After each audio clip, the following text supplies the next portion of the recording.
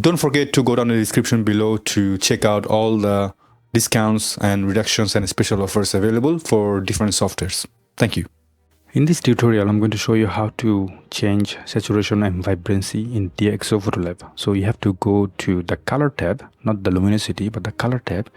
And then you have to go down in the HSL tab and then just use the saturation slider. So it add global saturation or reduce all the color.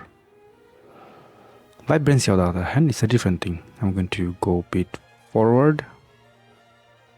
And then I'm going to show you vibrancy, what happens. You reduce vibrancy, you technically still have the color though. It doesn't get black and white, it just get dull.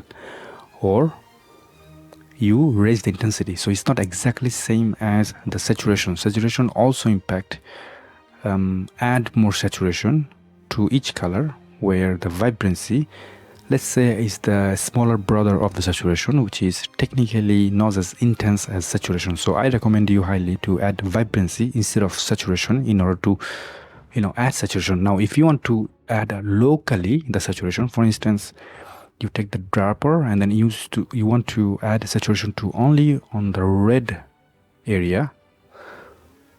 You can just select the dropper on the selective color and change or remove only just that, nothing else.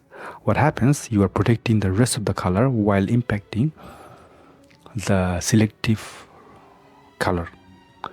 But you can manipulate, of course, with the HSL tool, which is a very powerful tool to make sure that you are pinpointing exactly the color that you want to change without affecting anything that close to that particular color, which is in this case, we have a lot.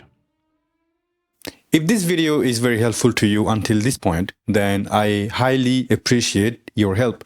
If you go down into description below and click in the links necessary in order to chip in some money for coffee so that I can make more videos for you and for myself as well.